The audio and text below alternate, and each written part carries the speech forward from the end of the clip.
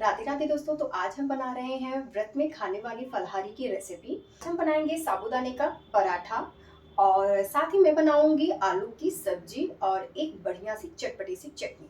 तो चलिए इसे बनाना शुरू करते हैं। तो मैंने यहाँ पर लिया है 1 कप साबूदाना। तो ये मीडियम साइज वाला साबूदाना होता है। एक साबूदाना बहुत ज्यादा मोटा होता है, जिस तरह से मटर होता है उस तरह से, तो हमें वो वाला साबूदाना नहीं लेना है, हमें इस तरह का साबूदाना लेना है। आप देख सकती हैं। तो इसे मैंने पैन गरम कर लिया है। अब हम इसे भूनेंगे। तो इसे हमें गैस के फ्लेम को मीडियम टू लो फ्लेम कर कर ही भूनना है। आप इसे हाई फ्लेम पर मत भूनिएगा, नहीं तो ये ऊपर से जल जाएगा और अंदर से ये सही से भुना नहीं जाएगा। आप चाहें तो इसे एक स्पैचुला लीजिए और इसी से अच्छे से भून लीजिएगा। तो यहाँ पर मैं इसे कंटिन्यू चलाती रहूँगी, क्योंकि अगर हम इसे छोड़ देंगे तो ये नीचे से जो है वो जल जाएगा। इसे भूनने के पहले मैंने इसे एक साफ़ कपड़े में रखकर इसे अच्छे से साफ़ कर लिया था और उसके बाद मैं इसको भून रही हूँ, क्योंकि इसे हमें धोना नहीं है। तो ये देखिए इस तरह से हम इसे भुनेंगे। ये जो साबूदाना की रेसिपी है ये मेरी मम्मी इस तरह से बनाती थी। मेरी मम्मी जो है वो रोटी बनाती थी, लेकिन आज मैं पराठे बना रही हूँ। अगर हम 9 दिन का व्रत रहते हैं यानी उपवास रहते हैं तो रोज़ हम ऑयली तो खा नहीं सकते हैं। तो इस तरह की आप रेसिपी बनाएंगी तो आप अगर इसे रोज़ खाएंगी तो भी ना ही नुकसान करेगा और बल्कि ये फ़ायदा करेगा। तो इस तरह से हम इसे अच्छे से भून लेंगे। तो बीच बीच में मैं थोड़ा सा हाई फ्लेम कर दे रही हूँ, लेकिन इसे कंटिन्यू चलाते ही रहिएगा, तभी आप इसे हाई फ्लेम करिएगा। तो ये देखिए ये बहुत ही अच्छे से भुन गया है, इसमें बहुत ही अच्छा सा कलर भी आ गया है। अब हम गैस के फ्लेम को बंद कर देंगे और इसे ठंडा होने के लिए साइड में रख देंगे। तो मैं इसे एक थाली में निकाल लूँगी और इसे फ़ैन के नीचे रख दूँगी ताकि यह जल्दी से ठंडा हो जाए। तो यहाँ पर मैंने मूँगफली लिया है और इसको मैंने रोस्ट कर लिया है। तो ये मेजरमेंट में देखेंगे तो आधा कप मूँगफली है। मूँगफली को हम इस मिक्सर जार में डाल देंगे और इसका फाइन पाउडर बना लेंगे। ये देखिए हमारा जो मूंगफली है वो इस तरह से हमने इसका फाइन पाउडर बना लिया है। अब हम इसे साइड में रख देंगे। अब हम बनाएंगे सब्जी। तो उसके लिए मैंने यहाँ पर लिया है आधा कप दही। तो इसे मैं मिक्सी बोल में डाल दूंगी। अब हम इसे हैंड विस्क की सहायता से इसे अच्छे से मिक्स कर लेंगे और अब इसमें ऐड करेंगे भुना हुआ मूंगफली का पाउडर। जो हमने इसे पीस कर रखा था उसे हमने डाल दिया है 2 चम्मच। साथ ही मैंने डाला है आधा चम्मच कश्मीरी लाल मिर्च और आधा चम्मच हल्दी। इन सभी चीज़ों को डालकर हमें इसे अच्छे से फेंट लेना है। तो ये देखिए ताकि मूंगफली जो है वो दही में अच्छे से मिक्स हो जाए। अब हमने यहाँ पर लिया है एक पैन जब अच्छे से गर्म हो जाएगा तब हम इसमें डालेंगे 2 चम्मच देसी घी। अगर आपके पास घी नहीं है तो आप यहाँ पर तेल का भी इस्तेमाल कर सकती हैं। अब हम इसमें ऐड करेंगे साबुत जीरा और जब जीरा चटकने लगा है तब हमने इसमें ऐड कर दिया है चम्मच हरी मिर्च और अदरक का पेस्ट। इसे डालने के बाद मैंने यहाँ पर करी पत्ता डाल दिया है, अगर है तो इसे ज़रूर डालें। अब हमने यहाँ पर दही का पेस्ट जो हमने बना कर रखा था उसे मैं इसमें डाल दूँगी। तो इसे डालते समय गैस की फ्लेम को या तो बंद कर दीजिएगा या तो फिर मीडियम टू लो फ्लेम पर कर दीजिएगा, नहीं तो जो दही है वो फट जाएगा। और दही डालने के बाद हमें इसे कंटिन्यू इसी तरह से चलाना है। तो आप चाहें तो गैस के फ्लेम को बंद करके और 1 मिनट तक इसी तरह से चला लीजिएगा, फिर उसके बाद गैस के फ्लेम को ऑन करिएगा। तो यहाँ पर देखिए मैंने गैस की फ्लेम को ऑन कर दिया था और हमारा जो दही है वो बहुत ही अच्छे से भुन गया है। इसे भुनने में हमारा 3 से 4 मिनट का समय लगा है। तो ये देखिए दही जो है अच्छे से भुन गया है। अब हम इसमें ऐड करेंगे उबले हुए आलू। तो मैंने यहाँ पर 2 मीडियम साइज़ के उबले हुए आलू लिए थे और इसको मैंने काट लिया है। आप चाहे तो हाथों से भी फोड़कर इसे डाल सकती हैं। तो कुछ देर के लिए मैंने इसे दही के साथ ही भून लिया था, सिर्फ 1 मिनट के लिए। अब हम इसमें ऐड करेंगे फ्रेश हरी धनिया। तो इसे ज़रूर डालें अगर आपके पास है तो। अब हम इसे चला लेंगे। अब हम इसमें ऐड करेंगे पानी। तो मैंने यहाँ पर पानी 1 गिलास का इस्तेमाल किया है। इसे डालने के बाद हम इन सभी चीज़ों को आपस में अच्छे से मिक्स कर देंगे। तो यहाँ पर आप चाहें तो गैस के फ्लेम को हाई भी कर सकती हैं। तो ये देखिए मैंने उसे बहुत ही अच्छी तरह से चला लिया है। अब हमें इसे तब तक पकाना है जब तक कि इसमें से एक उबाल ना आ जाए। तो ये देखिए जब ग्रेवी अच्छे से उबलने लगी है तब हमने इसमें ऐड किया है नमक स्वाद अनुसार और थोड़ी सी मैंने इसमें काली मिर्च का इस्तेमाल किया है, यानी 1/4 चम्मच।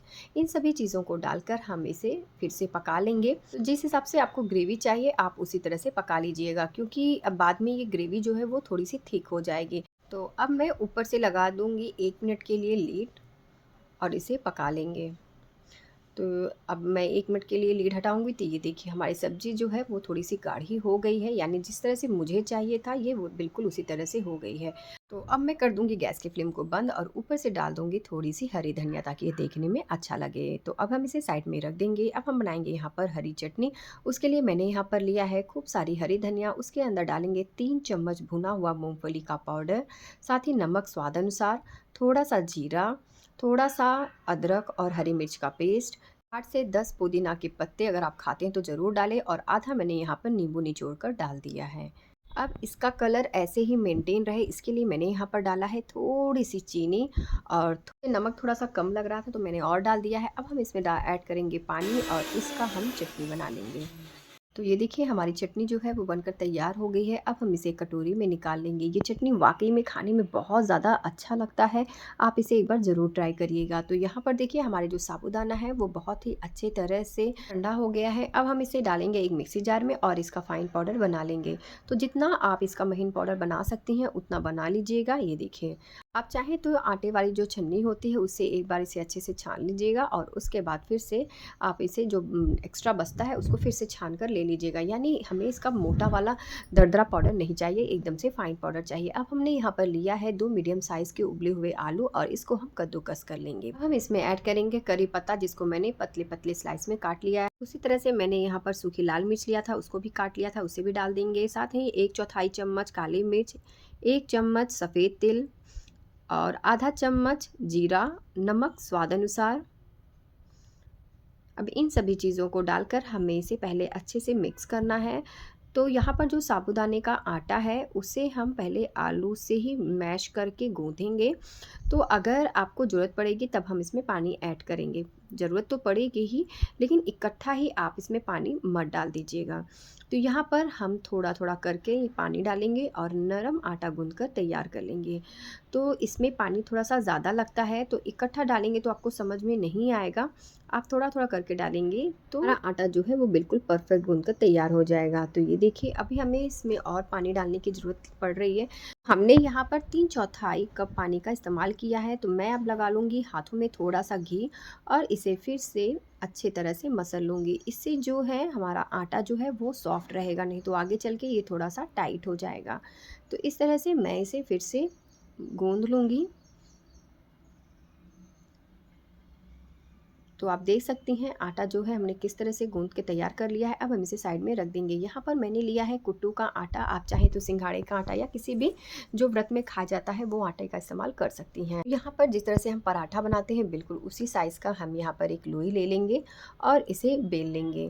तो यहाँ पर आप चाहें तो थोड़ा-सा घी लगाकर भी इसे बेल सकती हैं, लेकिन मैं यहाँ पर कुट्टू के आटे का इस्तेमाल कर रही हूँ। तो पहले तो मैंने यहाँ पर इसमें कुछ नहीं लगाया है, ऐसे ही बेल लिया है। तो जब ज़रूरत लग रही थी कि हाँ, अब ये चिपकेगा तो मैंने यहाँ पर थोड़ा-सा आटा लगा लिया है। तो जिस तरह से रोटी बनाते हैं बिल्कुल उसी तरह से हम इसे बना लेंगे और एक कटोरी की सहायता से इसे काट लेंगे। आप नहीं काटेंगे तो भी चलेगा, लेकिन अगर काट लेंगे तो जो है ये देखने में अच्छा लगेगा। अब जो इसका एक्स्ट्रा है हम इसे आटे में मिला देंगे। तो ये देखिए इस तरह से मैंने यहाँ पर काफ़ी सारी रोटियाँ जो हैं वो बना लिया है। हमने लिया है एक तवा, ये अच्छे से गर्म हो गया है। तो थोड़ा-सा मैंने यहाँ पर घी लगा दिया था क्योंकि हम यहाँ पर पहला पराठा बना रहे हैं तो वो नीचे से चिपके ना, इसलिए मैंने यहाँ पर इसका इस्तेमाल किया है। अगर आप इसे नॉन स्टिक पैन में बना रही हैं तो ये भी लगाने की ज़रूरत नहीं है। तो यहाँ पर मैं इस तरह से करछल की सहायता से दबा-दबा कर इसे सेंक लूँगी और गैस की फ्लेम को हम मीडियम टू लो फ्लेम पर रखकर इसे अच्छे से सेंक लेंगे। तो जब अच्छे से यह एक साइड में सिक जाएगा तब हम इसमें लगाएंगे घी। आप चाहें तो इसमें तेल भी लगा सकती हैं और इस तरह से उलटते पलटते हुए दबाकर हम इसे सेक लेंगे। हमें इसे तब तक सेकना है ताकि इसमें अच्छा सा कलर ना आ जाए। तो ये देखिए बहुत ही अच्छे से कलर आ गया है, यानी हमारे जो पराठे हैं वो क्रिस्पी हो गए हैं। अब हम इसे साइड में रख देंगे। तो यहाँ पर अब मैं एक साथ 2 रोटियाँ बनाऊँगी क्योंकि अब मैं पराठा नहीं बना रही हूँ, यानी बिना तेल के बनाऊँगी। तो ये देखिए इस तरह से हमने इसे बिना तेल के उलटते पलटते हुए अच्छे से सेक लिया है। तो अगर आप इसे बना रही हैं तो आपको पता ही नहीं चलेगा कि इसमें हमने घी या फिर तेल का इस्तेमाल नहीं किया, क्योंकि दोनों का जो स्वाद है वो बिल्कुल एक ही जैसा होता है। तो ये देखिए हमारी जो रोटी है वो इस तरह से फूल भी रही हैं। तो मेरी मम्मी बिल्कुल इसी तरह से बनाती थीं। तो अब मैं इसे उलट पलट लूँगी। तो आप देख सकती हैं रोटी में कितना अच्छा सा कलर आ गया है, तो यानी हमारी रोटी जो है वो अच्छे से पक गई है। अब हम इसे साइड में रख देंगे। तो यहाँ पर जो हमने सब्ज़ी बनाकर रखा था उसे हम एक कटोरी में निकाल लेंगे और हम यहाँ पर प्लेटिंग करेंगे। तो यहाँ पर हम थाली लगा रहे हैं। अब हमने यहाँ पर रखा है 4 पराठे साबूदाना के और 2 साबूदाना की रोटी। तो ये देखिए मैं अभी आपको रोटी दिखा रही हूँ, ये कितना ज़्यादा सॉफ्ट है बना है। हमने इसमें घी का भी इस्तेमाल नहीं किया है, फिर भी ये बहुत ज़्यादा सॉफ्ट है। बिल्कुल उसी तरह से जो हमने यहाँ पर साबूदाने के पराठे बनाए हैं वो भी बहुत ही अच्छे से बने हैं। तो ये रेसिपी अगर आपको थोड़ी-सी भी पसंद आए तो कमेंट बॉक्स में राधे राधे लिखना ना भूलें। तो मिलते हैं एक नई रेसिपी के साथ, तब तक के लिए राधे राधे।